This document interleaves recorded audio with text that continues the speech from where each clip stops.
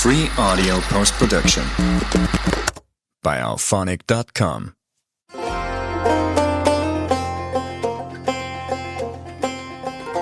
G'day, Starlo here, and welcome to another of my Tuesday chats from the YAK. Brought to you, as always, by the good folks at CM Partners Chartered Accountants, the people I choose for my accounting and tax agent needs. Give them a call and tell them that Starlo sent you, and they'll schedule a totally free consultation to assess your specific needs. Just use the link down below. I'm out for a pedal on another cool midwinter's afternoon, and I've got to tell you, the water is icy cold. I'm not overly optimistic about catching much, but I'll give it a shot. I'm going to troll a deep-diving minnow behind my native watercraft kayak as I pedal along, so that I can chat with you as we go. And today I'm actually going to pop the rod into a holder to free up my hands, much as I usually prefer to hand hold my outfits when I'm trolling. I'll secure the rod and reel with this little safety strap on the Railblazer holder. Better safe than sorry. There we go. You'll notice that I'm just pushing along at a fairly relaxed pace. I'm not going fast, and one of the reasons is I'm actually pushing into the tide here, so the effective speed of the water travelling over the lure is higher than the speed that I'm pedalling at. It's actually getting that current pushing against it as well, so I can see from the rod tip that it's swimming really nicely. That rod tip is just rhythmically pulsing to the action of the lure, and that's what I want to see. And I vary it a bit too. Every now and again I'll just stop pedaling, let the kayak slow, then give it a little bit of a spurt, speed it up again. Just keep mixing it up, because those changes in pace can often trigger a strike. Not working this afternoon though.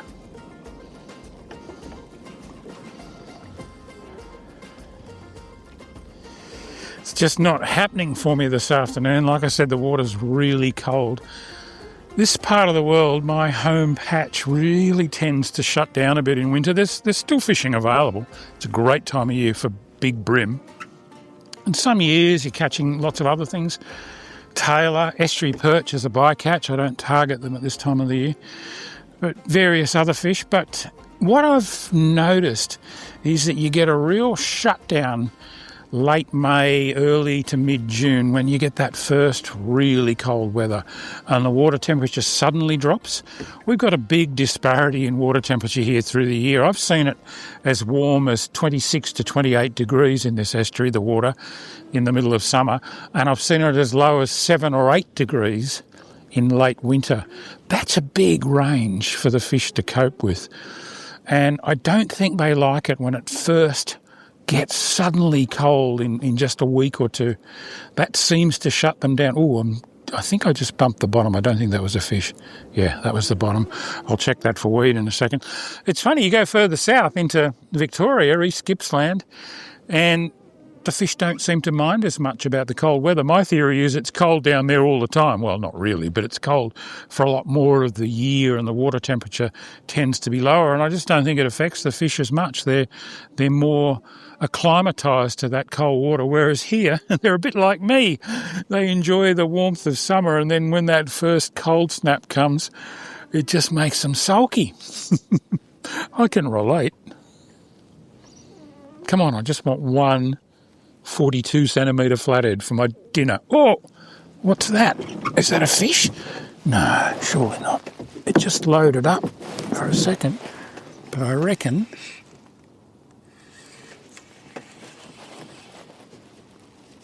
it's the bottom. Wow, I've come in a bit shallower than I thought I was.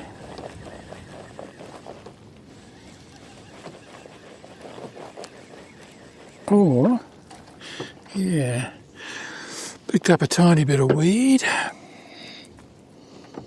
No, I'll head out off the drop-off and keep trying.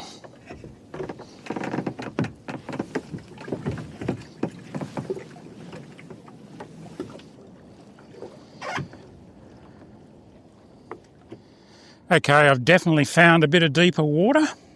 Time to get the lure back out there and try and catch that flatty that I'm looking for my dinner. I thought what I'd have a chat with you about today are some reflections and observations on the changing nature of fishing on screen through my lifetime, on TV, through videos, DVDs, and of course in more recent times through platforms like YouTube. I wonder what your earliest memories of actually seeing fishing portrayed on screen relate to. Mine go all the way back to the 1960s and being fascinated as a kid by the occasional clip of Bob and Dolly Dyer game fishing that they'd sometimes feature on their very popular BP Pickerbox quiz show. Are you old enough to remember that one? Probably not. Later came Ron Calcutt's Benchmark A Fisherman's World series on the ABC. Those shows, shot by superlative cinematographer Ozzie Emery, set a bar that some might argue has never been topped. They were fantastic productions, with unforgettable episodes like the one about spinning for Spaniards and big cobia from the rocks up at Hat Head in northern New South Wales. I was glued to that. Amazing stuff.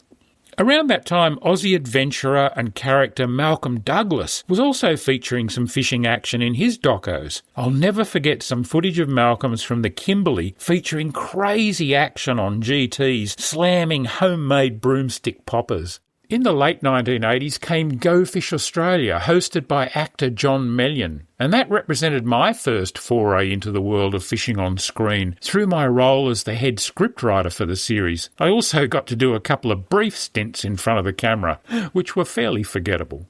In the decades since, we've had Peter Morse's Wild Fish, Rob Sitch and Tommy Gleisner's A River Somewhere, the various iterations of Rex Hunt's shows, Andrew E.T. Eddingshausen, Rob Paxavanos, Paul Worstling, Lee Rayner, Michael Guest, Mark Berg, plus plenty of others that I've no doubt left out, and I apologise for that. Bushy and I even had a crack on our own with Hooked on Adventure, which was a lot of fun. But fishing on TV's changed heaps over the years. Back in its glory days, television networks actually paid production companies to make fishing shows. These days, if you want to get a show on air, you need to pay the networks for the time slot, then make your money from ads and sponsors. I don't think a lot of people realise that. It's a very tough game, and it's also why shows on free-to-air particularly have had to go so hard on the sponsor plugs and product placement. It's the only way they can actually survive, and it's still a grind. So next time you're rolling your eyes and whinging about the blatant hard sell on these shows, just stop to consider that without it, you wouldn't have fishing shows on TV at all. Of course, videos and later DVDs added a different dimension, although they still tended to be very much beholden to sponsors and advertisers for their survival, and that often showed. I've been prompted to think about all of this lately following the recent sad passing of one of Australia's most prolific fishing video producers, a bloke by the name of Doug Fayer. I spent a lot of time travelling and fishing with Doug back in the late 1980s and well into the 1990s. We covered a lot of the country, putting together some quite iconic fishing videos from the era, things like Tolondo's Fighting Browns that really helped to put Lake Tolondo on the map, and I guess the one that we're most remembered for, Going for Gold, targeting those jumbo yellowfin out around Montague Island and showing the techniques that were required to catch them. We also made episodes about brim fishing in the Gippsland Lakes and game fishing in Tasmania, and we travelled over to Lord Howe Island with magazine publisher Shane Mensforth and lake tackle shop owner Hal Harvey to make a video there too. These were all Doug Fayer productions, and they were pretty popular in their day. I had a lot of fun with Doug. His sense of humour and his enthusiasm for fishing just never waned. And he shot, edited, produced all those shows himself. He was an amazing guy. He had a real passion for telling a story with his camera. But I think his strongest passion was simply for fishing. He absolutely loved it. He was one of those larger-than-life characters that comes along every now and again. I know that he changed my life for the better, and I know that he changed the lives of a lot of people that he came in contact with. I'll miss him. Rest easy, old friend. Doug never really got into the whole YouTube thing, but clearly that's come along now to rival and perhaps ultimately displace free-to-air and pay TV and fill the niche vacated by videos and fishing DVDs, which are largely going the way of books and magazines these days, sinking slowly towards what seems like an inevitable extinction. It does make me a little bit sad in some ways, but I also embrace this new era. YouTube's got a lot going for it, not least being that it's free, at least if you're willing to put up with a few ads. Sure, the quality of content on YouTube can be a bit variable to say the least, but if you look hard enough, there's some great stuff on there. I hope you're enjoying my foray into the brave new world of fishing on screen and that you'll keep following my efforts. It's an incredibly hard way to make a quid, but I'm actually enjoying doing it, and I hope that that comes through, whether I'm catching fish or not. Well, I'm still waiting for my flathead, and I might get it before it gets dark or before I get too cold. But that's about it from me for this week. I hope you've enjoyed this Tuesday YAK chat, and I hope you're enjoying the series. Make sure you check back over previous ones and my original Tuesday chats that weren't done from the YAK. I did them in the studio. There's some interesting topics on some of those. I'd love to hear your opinions. I'd also love to hear subjects that you'd like to see me tackle in future Tuesday YAK chats. Just comment down below. Now, I know some of you are listening to this as a podcast. Some of you are watching it as a video. It's available both ways through all the usual streaming services and, of course, on YouTube. And don't forget that it's brought to you by CM Partners Accounting. And please, make contact with them, have a chat to them about your accounting needs and tell them that Starlo sent you. But until next Tuesday, this is Starlo wishing you tight lines.